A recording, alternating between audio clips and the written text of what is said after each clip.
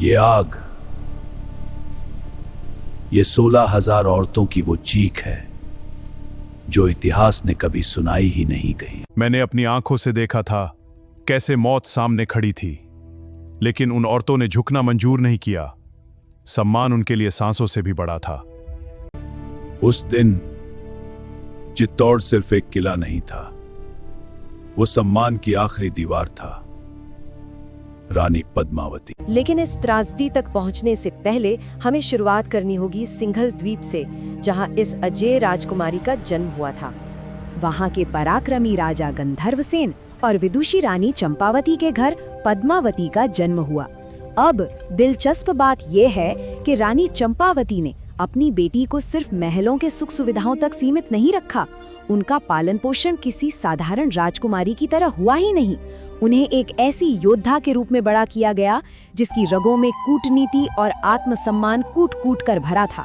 उनकी आंखों में एक राजसी गरिमा हमेशा स्पष्ट दिखाई देती थी। हम अक्सर सुनते हैं कि इतिहास ने पद्मावती को सिर्फ उनकी बेइंतहा खूबसूरती के लिए याद रखा है ना? लेकिन असल में उनका व्यक्तित्व इससे कहीं ज्यादा विशाल था। एक तरफ जहां उनका सौंदर्य चंद्रमा की शीतलता और सूर्य की आभा का संगम माना जाता था, वहीं दूसरी तरफ उनकी तलवारबाजी, धनुर्विद्या, घुड़सवारी और राजनीतिक कौशल किसी भी महान योद्धा से कम नहीं थे। वो केवल सुंदरता की मूर्त नहीं थी, बल्कि एक बहुत ही सक्षम और तेज तर्रार रणनीतिकार थी। उनकी इसी असाधारण ख्याति ने मेवाड़ के शासक रावल रतन सिंह का ध्यान अपनी ओर खींचा। विवाह के बाद जब पद्मावती सिंघल से मेवाड़ आईं, तो चित्तौड़गढ़ में उनका जो स्वागत हुआ वो देखने लायक था। चित्तौड़ आकर वो सिर्फ एक रानी बनकर नहीं रही, उन्होंने अपनी बुद्धिमत्ता से राज दरबार का मार्गदर्शन करना शुरू किया। अपने न्याय और करुणा से उन्होंने पूरे राज्य का दिल जीत लिया और देखते ही देखते वे मेवाड़ की एक आदर्श महारानी बन गईं। सब कुछ बहुत अच्छा चल रहा था, लेकिन फिर चित्तौड़ पर घने बादल मंडराने लगे। इस पूरे भयंकर संघर्ष की नींव दरअसल एक प्रतिशोध से पड़ी थी। हुआ यूं कि चित्तौड़ के दरबार से निकाला गया एक दरबारी राघव चेतन सीधे दिल्ली जा पहुंचा। वहां उसने सुल्तान अलाउद्दीन खिलजी को रानी पद्मावती के रूप और गुणों का ऐसा चढ़ा बढ़ाकर वर्णन किया कि उस महत्वाकांक्षी सुल्तान के भीतर उन्हें पाने की एक सनक पैदा हो गई। जरा सोचिए, एक निकाले गए दरबारी का बदला कैसे एक शक्तिशाली शासक के विनाशकारी जुनून में बदल गया। इसके बाद जो हुआ वो इतिहास के सबसे खौफनाक पलों में से एक है। सुल्तान अपनी विशाल सेना लेकर चित्तौड़ आ धमका और किले को घेर लिया। महीनों तक ये घेराबंदी चली।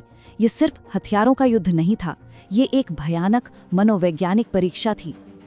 छठे महीने तक किले के अंदर खाने पीने की भारी कमी हो गई, लेकिन 7वें महीने में भी राजपूतों का संकल्प रत्ती भर भी नहीं डगमगाया।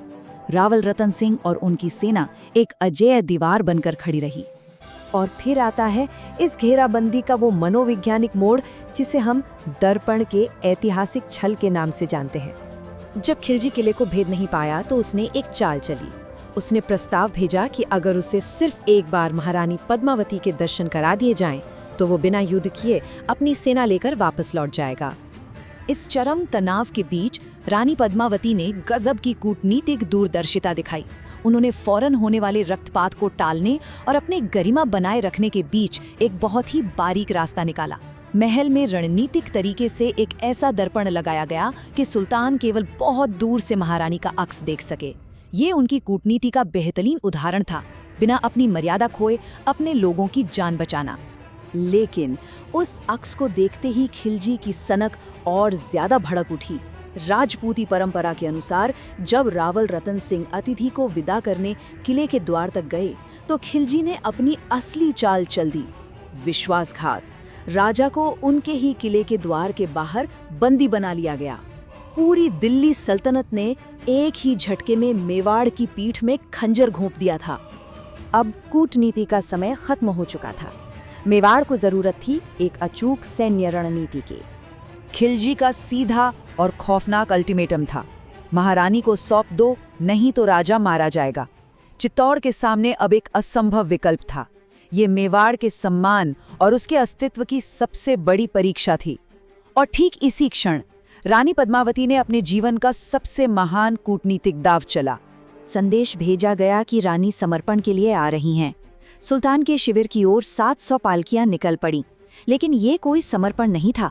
ये सदी का सबसे बड़ा धोखा था। उन पालकियों में दासियां नहीं, बल्कि पूरी तरह से हथियारों से लैस खूंखार राजपूत योद्धा छिपे बैठे थे। जैसे ही ये पालकियां शिविर के बीचों बीच पहुंची, एकदम से एक भयानक हमला हुआ।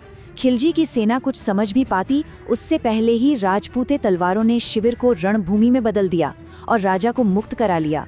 ये साबित करता है कि युद्ध सिर्फ तलवारों से नहीं, तेज दिमाग से भी जीते जाते हैं। राजा की वापसी से पूरे चित्तौड़गढ़ में खुशी की लहर दौड़ गई, लेकिन अफसोस ये जीत बहुत ही छोटी साबित हुई। खिलजी के अहंकार को जो चोट लगी थी वो बर्दाश्त के बाहर थी। एक सुल्तान जिसे उसी के शिविर में बेवकूफ बनाया गया था, अब बदले की भयंकर आग में जल रहा था। उसने फौरन अपनी पूरी ताकत के साथ चित्तौड़ पर एक बेहद क्रूर और अंतिम प्रहार करने का आदेश दे दिया। और यहीं से ये कहानी अपने उस दुखद और पवित्र अंत की ओर बढ़ती है जिसे जौहर कहते हैं। जब ये साफ हो गया कि अब किले का पतन और हार निश्चित है, तो किले के भीतर एक अजीब सी खामोशी छा गई।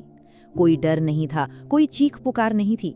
एक बेहद सचेत और सामूहिक निर्णय लिया गया। जब दुश्मन के हाथों सम्मान और आजादी छीनने का खतरा हो, तो मृत्यु को गले लगाना ही सबसे बड़ी स्वतंत्रता है। ये कोई मजबूरी नहीं थी, ये स्वाभिमान का चुनाव था। 16,000, जरा इस आंकड़े को गहराई से महसूस कीजिए। ये कोई मामूली संख्या नहीं है। ये उन 16,000 राजपूत वीरांगनाओं का प्रतीक है जिन्होंने महारानी पद्मावती के नेतृत्व में गोमुख के धधकते अग्निकुंड में प्रवेश किया था। अपनी अस्मिता और गौरव की रक्षा के लिए उन्होंने खुद को ज्वाला के हवाले कर दिया। इतिहास में ऐसा सामूहिक और स्वैच्छिक बलिदान शायद ही कहीं और देखने को मिलता है। और उसी समय किले के द्वार अंतिम बार खुल गए। रावल रतन सिंह और उनके शूरवीर सैनिकों ने केसरिया बाना पहना और युद्ध भूमि की ओर निकल पड़े। ये लड़ाई किसी विजय की आशा में नहीं लड़ी जा रही थी, ये तो निश्चित मृत्यु की ओर बढ़ाया गया एक कदम था। वे जीत के लिए नहीं, बल्कि अपने परम कर्तव्य और उस मातृभूमि के सम्मान के लिए लड़ रहे थे जिसके आगे उनके प्राणों की कोई कीमत नहीं थी। जब सुल्तान अलाउद्दीन खिलजी ने आखिरकार उस किले में कदम रखा, तो आप ही बताइए उसे क्या मिला? कोई रानी नहीं, कोई भी झुका हुआ मस्तक नहीं। उसे मिली तो बस राख और एक ऐसा सन्नाटा जो उसके गुरूर पर सीधा तमाचा था। उसने पत्थरों के किले को तो जीत लिया था, लेकिन जिस आत्मा को, जिस सम्मान को वो कुचलना चाहता था, वो उसकी पहुंच से हमेशा के लिए दूर जा चुकी थी। वो भौतिक रूप से जीतकर भी अंदर से पूरी तरह हार चुका था। तो अंत में जब भी हम चित्तौड़ के इन प्राचीन पत्थरों को देखते हैं, तो एक बहुत गहरा सवाल मन में उठता है। क्या सच्ची विजय सिर्फ किसी किले पर कब्जा कर लेने में है, या फिर अपने सम्मान, अपनी आजादी और अपने स्वाभिमान की अमर रक्षा करने में है? सोचिएगा जरूर, क्योंकि वो अग्नि आज भी इतिहास के पन्नों में कहीं ना कहीं सुलग रही है।